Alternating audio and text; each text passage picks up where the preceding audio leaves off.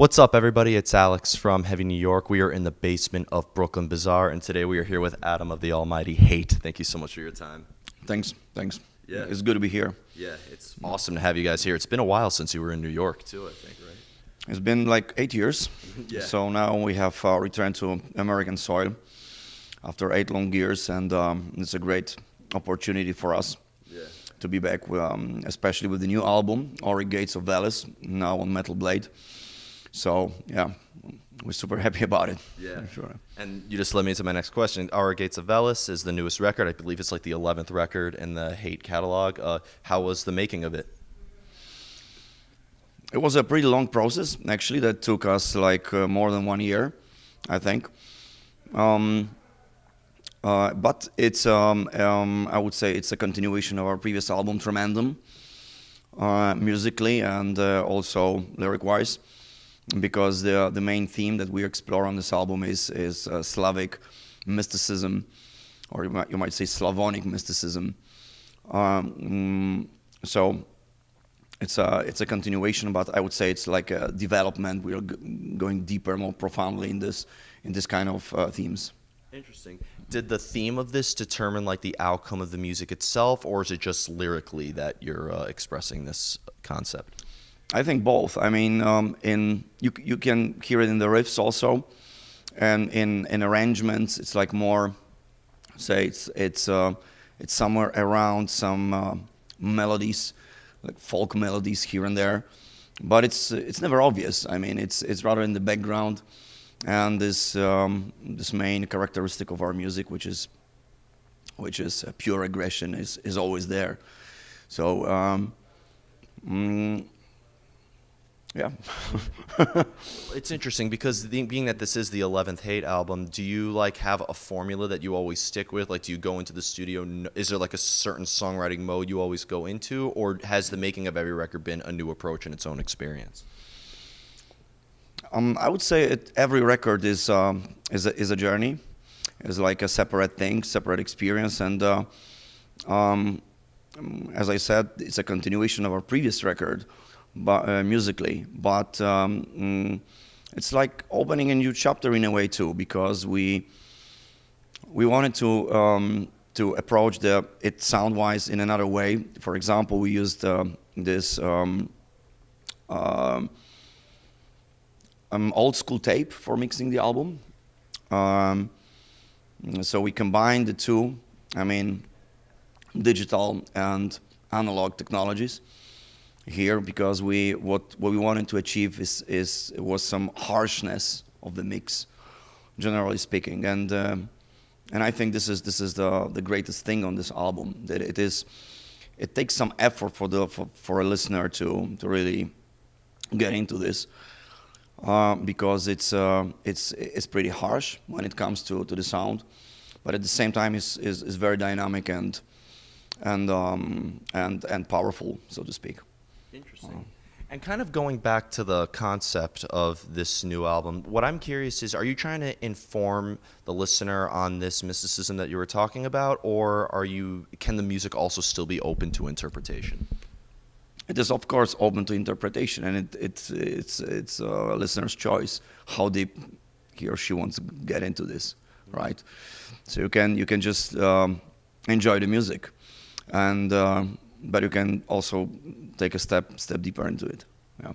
Interesting.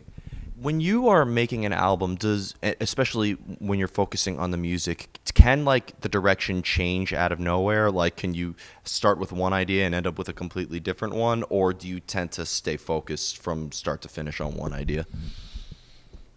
If you have a clear vision at the beginning of the process, okay, you just follow it, and this is the case here.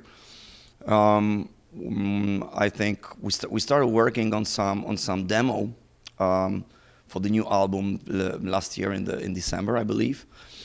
But then we recorded just 3 songs, so that gave us some direction, okay. And then we started talking with some labels also about the new release. And finally, when we signed a contract with Metal Blade, we knew which direction we will want to take, because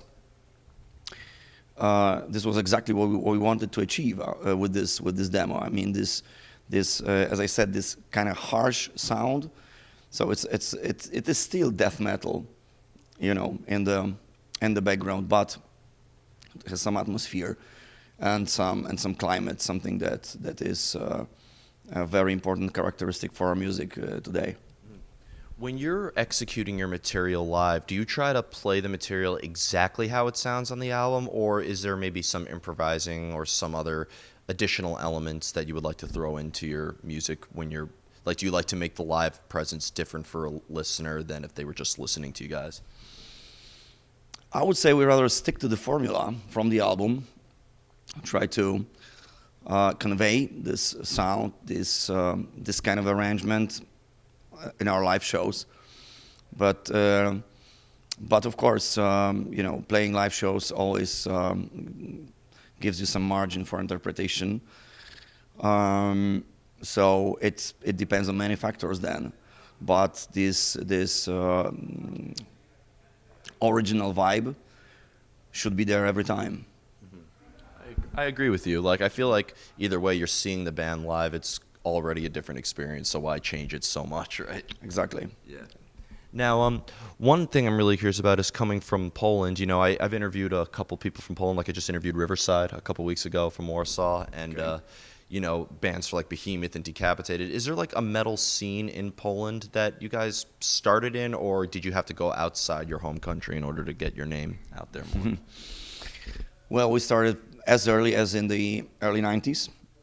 So it was a time when it wasn't so easy for a band from the Iron Curtain to make their names outside Poland. So it took us like 1 decade at least, okay, to take a step internationally. But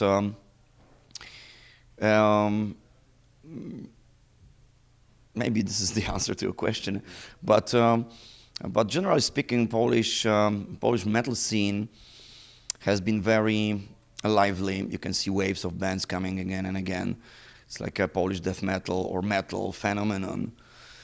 That's how they call it usually, and it is really a question for sociologists, I believe, why it's so fruitful, lively, and you know.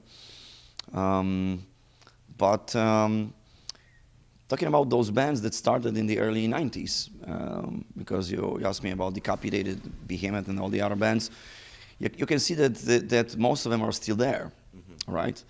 So, and I think that I feel that we contributed to building up the scene in the early 90s. Yeah. So, yeah. I must say I'm proud that we have put some contribution into it too. Yeah, absolutely, and it's a beautiful place.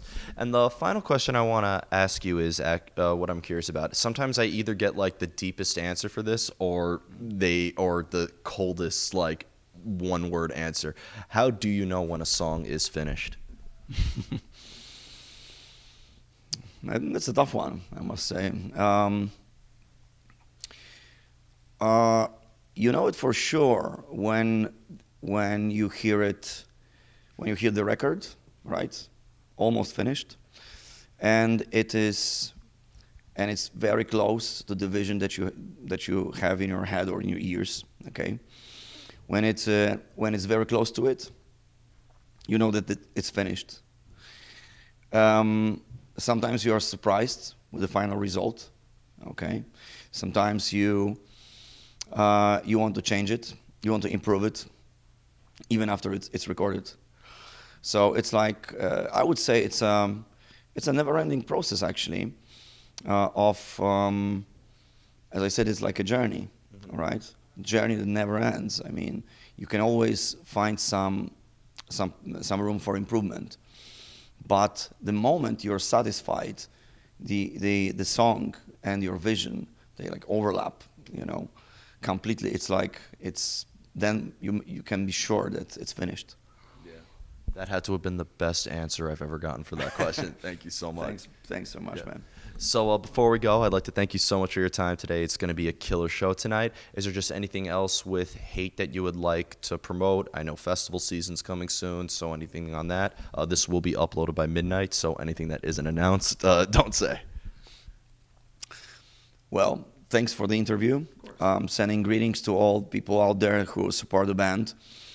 And we'll be really active when it comes to playing live shows when the album is out, which is 14th June. So, yeah, observe our moves all the time. Absolutely. Well, thank you so much, Adam. Thanks, man. Everybody, we are here with Hate, Auric Gates of Veles, out on Metal Blade Records, June 14th. Pick that up. This is Alex from Heavy New York, and we will see you next time.